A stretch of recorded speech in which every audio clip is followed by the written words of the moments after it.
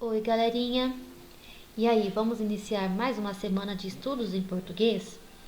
Esta semana, no livro Ler e Escrever, vamos dar continuidade com o projeto didático Contos e Encantos. No livro Ler e Escrever, iremos trabalhar as páginas 136, 137 e 138. Atividade 2B. Leitura colaborativa com análise dos recursos didáticos. Conto A Bruxa e o Caldeirão. Nesta atividade, iremos analisar os recursos linguísticos utilizados pelo autor. Assim como lemos na aula anterior, o autor deste conto, José Leon, ele utiliza algumas palavras diferentes da que estamos acostumados, pois são palavras comuns lá no país em que ele nasceu e viveu, Portugal. Vamos ler o conto e observar estas palavras. Conto A Bruxa e o Caldeirão. Quando preparava uma sopa com os olhinhos de couve para o jantar, a bruxa constatou, a bruxa analisou, a bruxa chegou a uma conclusão, que o caldeirão estava furado. Não era muito, não, senhor. Um furo pequeníssimo. Pequeníssimo quer dizer que era muito pequeno, quase invisível, mas era o suficiente para pinga que pinga ir vertendo os líquidos. Reparem nesta palavra, vertendo. Observe a imagem. O que acontecia no furo? O líquido ia derramando, não é verdade? Ir derramando os líquidos e ir apagando o fogo. Nunca tal lhe tinha sucedido. Ou seja, nunca havia acontecido isso com a bruxa. Foi consultar o livro de feitiços, adquirido no tempo em que andara a tirar o curso superior.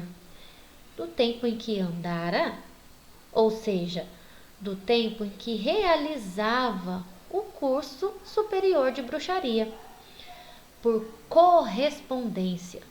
Isso quer dizer que ela fazia através de cartas, fazia à distância. Folheou de ponta a ponta, confirmou no índice e nada encontrou sobre a forma de resolver o caso. O que haveria de fazer uma bruxa sem caldeirão? Era como o padeiro sem forno. Isso quer dizer que um padeiro não pode fazer um pão sem assar o seu pão no forno, não é verdade? Uma bruxa também não pode fazer seus feitiços sem um caldeirão.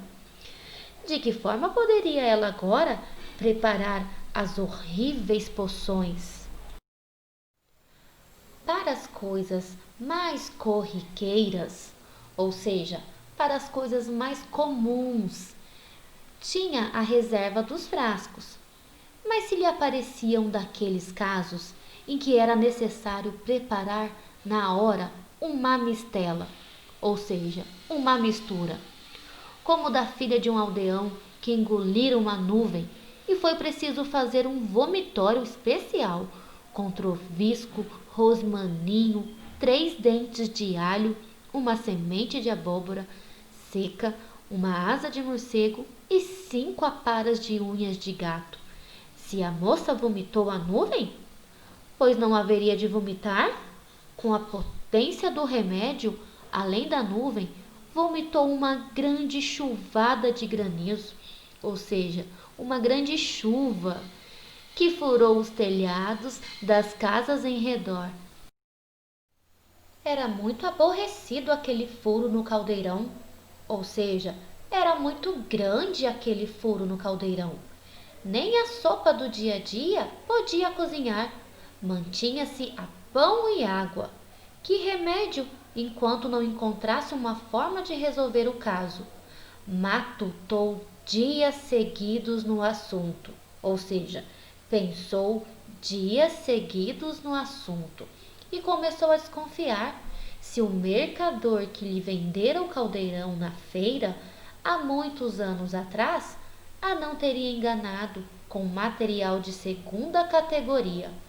A ela, bruxa inexperiente, ia dar os primeiros passos nas artes mágicas. Podia facilmente ter-lhe dado um caldeirão com defeito.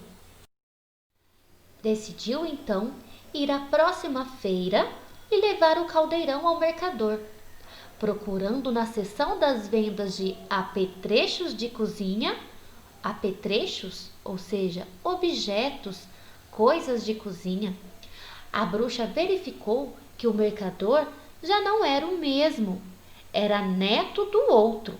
E claro, não se lembrava, nem podia, das tropelias comerciais do seu falecido avô.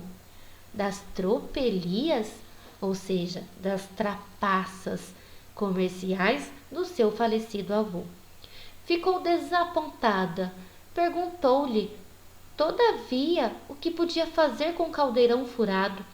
O mercador mirou, remirou, sobesou com ambas as mãos, ou seja, ele olhou novamente, pesou com ambas as mãos, ou seja, com as duas mãos, e disse: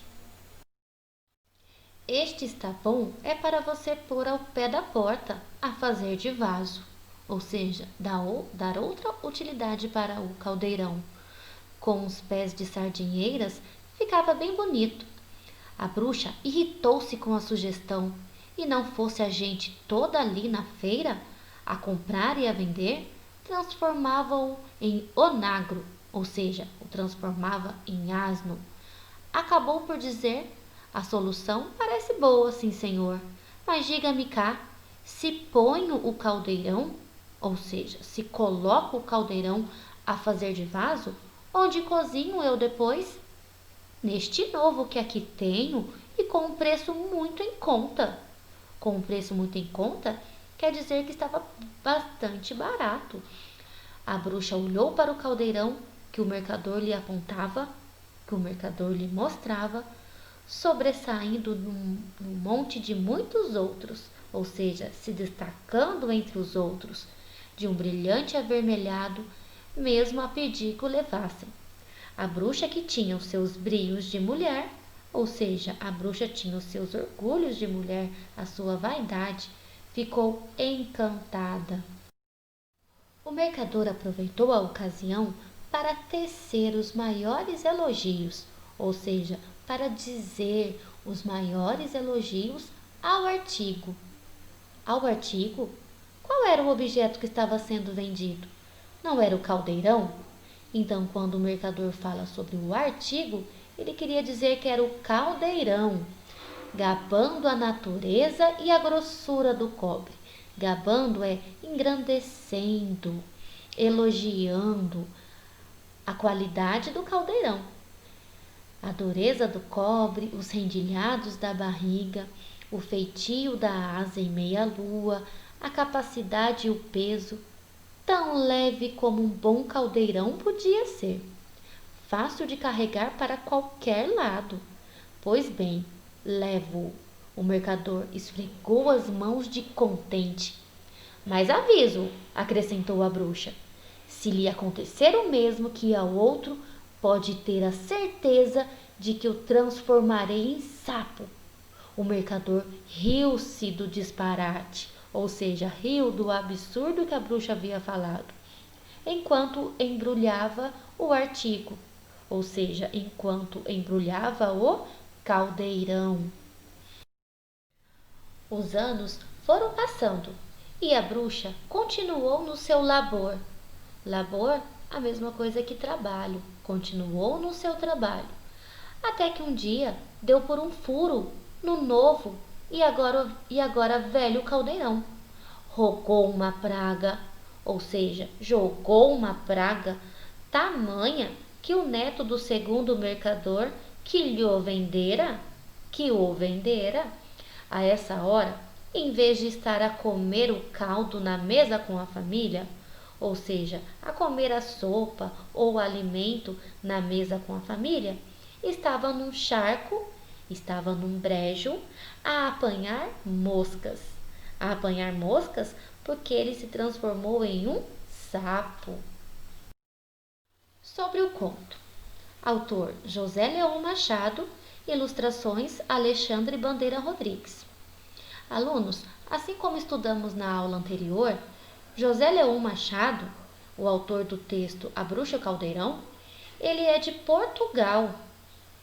E lá no país de José Leon, eles também falam a nossa língua, a língua portuguesa. Porém, muitas palavras têm um significado diferente do que estamos acostumados, ou seja, a pronúncia é de outra forma. Por isso fizemos a análise linguística, porque muitas palavras presentes no texto não são comuns para o nosso vocabulário. Vamos dar continuidade à atividade.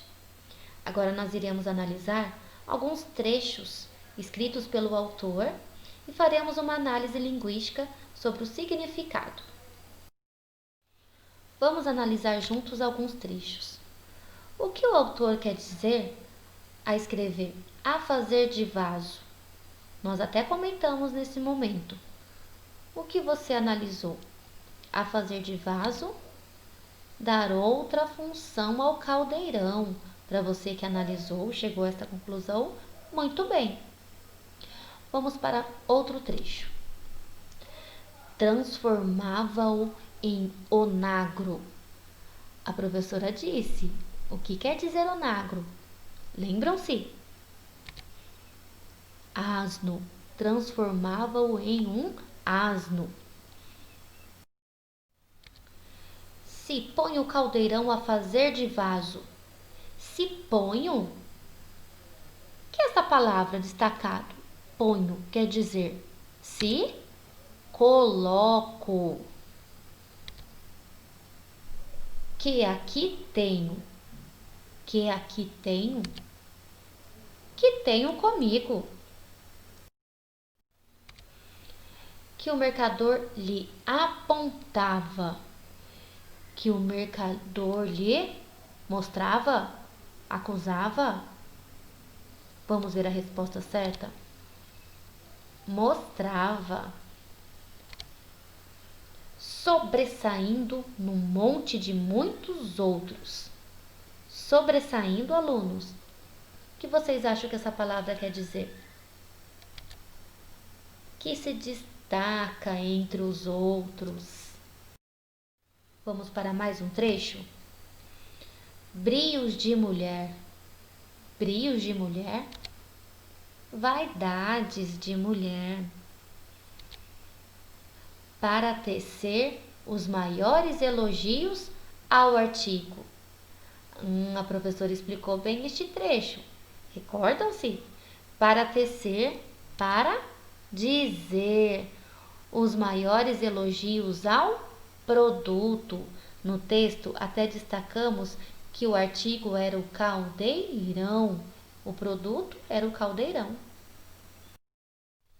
Agora, faça em seu caderno uma lista de contos em que aparecem bruxas, incluindo este conto que acabamos de ler. Após terminar a lista, escolha um dos contos e faça uma ilustração do seu conto preferido no caderno. Capriche, hein? Após realizar a atividade, tire uma foto e mande para sua professora pelo WhatsApp. Essa foi a nossa aula da semana. Bons estudos, espero que tenham gostado. Um beijinho das professoras dos terceiros anos. Até mais!